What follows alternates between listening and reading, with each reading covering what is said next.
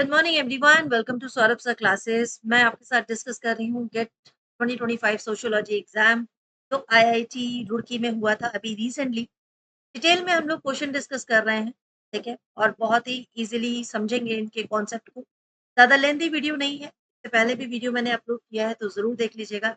If you want to contact with doctor Saurabh sir classes, so this is our contact number and WhatsApp number as well. आपको कोई भी inquiry है तो आप कर सकते हैं। And this is our Telegram channel, ठीक है, जुड़ सकते हैं टेलीग्राम चैनल के साथ फॉर फर्दर डिटेल। कोई भी मॉक टेस्ट है, पीवाईक्यू है या इंपॉर्टेंट इंफॉर्मेशन है आपके करियर से रिलेटेड, सारी इंफॉर्मेशन आपको टेलीग्राम चैनल पे मिल जाती है। तो लेट्स स्टार्ट टुडेज क्लास। और यहाँ पर हम बात कर रहे हैं क्वेश्चन नंबर 37 की। प्रीवियस वीडियोस जरूर देख लीजिएगा, उसमें मैंने सारे क्वेश्चंस डिटेल में डिस्कस किए हैं। तो we have match making question, column 1 और कॉलम 2। एक कॉलम में है नेशनल लीडर और दूसरा व्यूज ऑन विलेज। विलेज को लेकर इनकी क्या व्यूज थे। We have Jawaharlal Nehru, B R Ambedkar and M K Gandhi, ठीक है, यानी मोहनदास करमचंद गांधी जी। अब यहाँ पर देखिए, यहाँ पे मेंशन है village are little republics, independent and yet interdependent, ठीक है। नेक्स्ट है village structure is not democratic and marked by untouchability and exclusion. उसके बाद है in traditional village the function of each group or caste were related to function of the other caste, then society as a whole worked harmoniously. The ultimate weakness and failing of the caste system and the Indian social structure were that they degraded mass of human beings and gave them no opportunity. तो guys देख लेते हैं कि कौन से जो हमारे national leader है उनकी विचारधारा क्या रही है विलेज के लिए। तो सबसे पहले एक बार स्टेटमेंट को मैच करके फिर डिटेल में समझ। जवाहरलाल नेहरू जो है वो कहते हैं कि विलेजेस आर लिटिल रिपब्लिक्स, ठीक है, इंडिपेंडेंट एंड येट इंटरडिपेंडेंट। वहीं पर उनके व्यूज की अगर मैं बात करूँ, एक्चुअली पहले तो नेहरू जी जो हमारे फर्स्ट प्राइम मिनिस्टर भी हैं, ठीक है, भारत के, और इन्हें मॉडर्न इंडिया का आर्किटेक्ट भी कहा जाता है। बहुत स्ट्रॉन्ग एडवोकेसी रखी उन्होंने डेमोक्रेसी पर, इंडस्ट्रियलाइजेशन पर और साइंटिफिक प्रोग्रेस पर। विलेज से रिलेटेड उनके जो व्यूज थे वो प्रेफर करते थे कि ये भाई एक लिटिल रिपब्लिक्स है और काफी इंपॉर्टेंट है। वो बिलीव करते थे कि नेशनल बिल्डिंग के थ्रू इंडस्ट्रियलाइजेशन करना बहुत इंपॉर्टेंट है और हमें किस पे डिपेंड रहना चाहिए, हमें एग्रीकल्चर पर और रूरल इकोनॉमी दोनों पर डिपेंड रहना चाहिए। ऐसा नहीं कि हम सिर्फ ये सोच के चले कि नेशन बिल्डिंग तभी हो पाएगी अगर इंडस्ट्रियलाइजेशन डेवलप करेगा। इसीलिए उन्होंने विलेजेस को भी काफी ज्यादा importance, and he also acknowledge कि क्या सिग्निफिकेंस है विलेजेस का। उन्होंने कंसिडर किया कि जो अर्बनाइजेशन है या साइंटिफिक प्रोग्रेस है वो इंडिया के डेवलपमेंट के लिए इम्पोर्टेंट है, ठीक है। और उनका ये विजन जो था, ये एक स्ट्रांग और सेंट्रलाइज्ड नेशन स्टेट बनाने के लिए उन्होंने दोनों पर ही बल दिया है, अर्बन डेवलपमेंट पे ही भी और रूरल डेवलपमेंट पर। अगर बी आर अम्बेडकर जी की मैं बात करूं तो वो कहते हैं कि विलेज जो है it's a structure not a democratic, ठीक है, वो स्ट्रक्चर की बात कर रहे हैं। बी आर अम्बेडकर जो हमारे चीफ आर्किटेक्ट हैं हमारे इंडियन कॉन्स्टिट्यूशन के और लीडिंग सोशल रिफॉर्मर भी रहे, वो कास्ट सिस्टम के काफी बड़े क्रिटिक थे, ये तो हम सब जानते हैं। और उन्होंने अनटचेबिलिटी के लिए भी बहुत वर्क किया है, ठीक है। उनका एक फेमस स्टेटमेंट रहा है कि Indian villages are the cesspool of casteism. ये मतलब उनका मानना है बी आर अम्बेडकर जी का। वो आर्ग्यू करते हैं कि villages are not democratic but they were the centres of caste based operation and exclusion. उनके अकॉर्डिंग हम ये कह सकते हैं कि विलेज सिस्टम जो है वो प्रमोट करता है सोशल इनइक्वालिटी को, अनटचेबिलिटी को, और इसकी वजह से लोअर कास्ट का प्रोग्रेस नहीं हो पाता। और वो देखते हैं कि अर्बनाइजेशन और इंडस्ट्रियलाइजेशन बहुत ज़्यादा ज़रूरी है इस तरह के जो कास्टिज्म वाले समाज है उसको खत्म करने के लिए। तो यस, ये कह सकते हैं कि विलेज का स्ट्रक्चर उनको कुछ खास नहीं समझ में आता था। वो चाहते थे कि अर्बन होना चाहिए, मैक्सिमम जो चीज़ें हैं वो तभी डेवलप हो पाएंगी जब अर्बनाइजेशन ब्रॉड रूप से फैलता है। एम के गांधी जी ने ट्रेडिशनल विलेज की तरफ जो है बहुत ज़्यादा उनके विचार रखे हैं।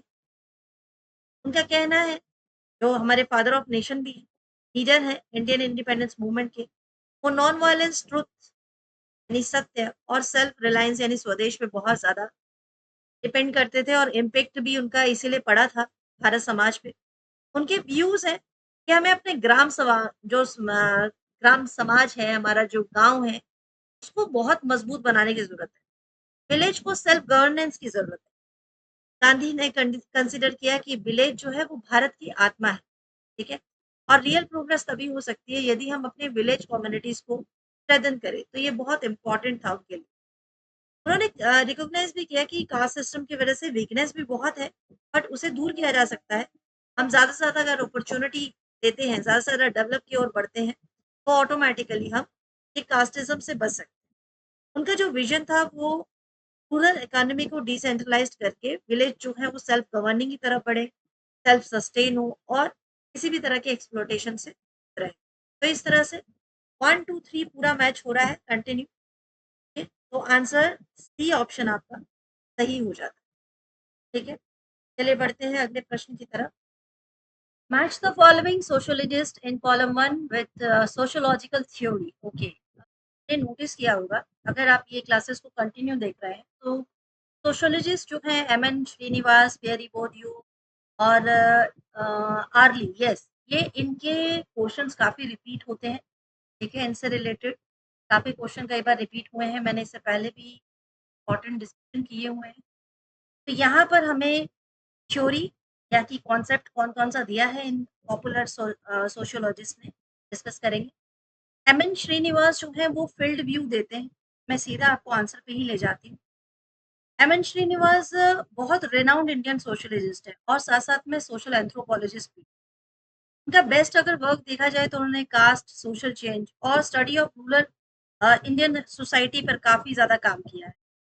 फील्ड व्यू ज़्यादातर जो है वो रेफर करता है एक ऐसा सोशियोलॉजिकल पर्सपेक्टिव जो कि फील्ड वर्क पे बेस्ड होता है, यानी जो भी फील्ड वर्क स्टडीज होती है उस पर बेस्ड होता है। और श्रीनिवास जो है वो एम्फसाइज करते हैं कि क्या इंपॉर्टेंस है इथनोग्राफिक जो फील्ड वर्क होता है जहाँ पर हम रहकर कुछ सीख इंडियन सोसाइटी के बारे में, उनकी कल्चर के बारे में। हम लोग सिर्फ टेक्सुअल सोर्सेज पे डिपेंड नहीं रहकर जब फील्ड व्यू करते हैं तो वो ज़्यादा हेल्पफुल होता है। और वैसे भी जो उनके विलेज स्टडीज हैं और उनके अप्रोचेस हैं वो काफ़ी ज़्यादा डीपर इंसाइट रखती हैं सोशल जो मोबाइलिटी है उसको देखने के लिए, कास्ट डायनेमिक्स को समझने के लिए। ठीक है? नेक्स्ट आते हैं पियरे बोर्डियो। पियरे बोर्डियो जो है ये भी फील्ड जो थ्योरी है, फील्ड कॉन्सेप्ट है, इस पर काफ़ी ज़्यादा बल देते हैं। And he was a French socialist और फिलोसोफर भी। उनका इम्पोर्टेंट वर्क जो है वो ज़्यादातर पावर, सोशल स्ट्रक्चर और कल्चरल एक्टिविटी जो कल्चरल कैपिटल होता है उस पर बेस्ड होता है। फील्ड थ्योरी की बात की जाए तो फील्ड थ्योरी लाइक अ की कॉन्सेप्ट उनके जो सोशियोलॉजिकल फ्रेमवर्क है उनका वो डिस्क्राइब करते हैं society. It's a like different field करते हैं कि political field, education, art, economics, society, इस तरह के बहुत सारे फील्ड से मिलकर बना हुआ है। And where individual and group compete for their power and influence, है ना, आपस में लगे हुए हैं। तो उनकी जो थ्योरी है वो लोग करती है कुछ ऐसे कॉन्सेप्ट है जैसे हैबिटस है, जो सोशलाइज नॉर्म्स होते हैं, टेंडेंसीज होती हैं या कल्चरल कैपिटल होता है, उससे रिलेट करता है। ठीक है? नेक्स्ट हम बात करते हैं आर्ली और चाइल्ड की। उन्होंने इमोशनल लेबर कॉन्सेप्ट दिया। ये एक अमेरिकन सोशलिस्ट है और बेस्ट नोन इनका जो वर्क है वो इमोशन पे वर्क किया है इन्होंने, जेंडर रोल्स पर काम किया है। इमोशनल लेबर अगर इनका कॉन्सेप्ट है तो उसको थोड़ा समझ लेते हैं। इमोशनल लेबर रेफर करता है उस प्रोसेस ऑफ मैनेजिंग इमोशन का जो कि किसी का भी एक जॉब रोल है या जो सर्विस इंडस्ट्री में मेनली काम कर रहे हैं, तो उनका जो इमोशंस वो कैसे मैनेज करते हैं वो सारी चीजें इसमें उन्होंने मेंशन की है। And that is the effort actually required to display their socially acceptable emotions and work, और कैसे वो इम्प्रूव करते हैं कस्टमर का सेटिस्फेक्शन। ठीक है, ये सारी चीजें उन्होंने अपने कॉन्सेप्ट में दी। देन क्लॉडी लेवी स्ट्रॉस, इन्होंने अलायंस थ्योरी दिया है। ठीक है, अलायंस थ्योरी दिया है। एंड क्लॉडी लेवी जो है वो फ्रेंच एंथ्रोपोलॉजिस्ट के साथ साथ एथनोलॉजिस्ट भी हैं, जो कि स्ट्रक्चरलिज्म पर काफी ज्यादा अपना इन्होंने लेख लिखे, बहुत सारे थ्योरी इन्होंने दी है। उनमें से एक है एलेंस थ्योरी। एलेंस थ्योरी फोकस करती है किनशिप पर, मैरिजेस पैटर्न्स पर, जो कि डिफरेंट डिफरेंट सोसाइटीज में होते हैं। और उन्होंने आर्ग्यू किया है कि marriages are not just about individual but ये ऑल्सो सर्व करते हैं, it's like a building alliance between family, social groups. Because according to him the exchange of women between different clan और kin group is a key factor in forming social structure. So these all are very important. तो इस तरह से ये match हो जाता है।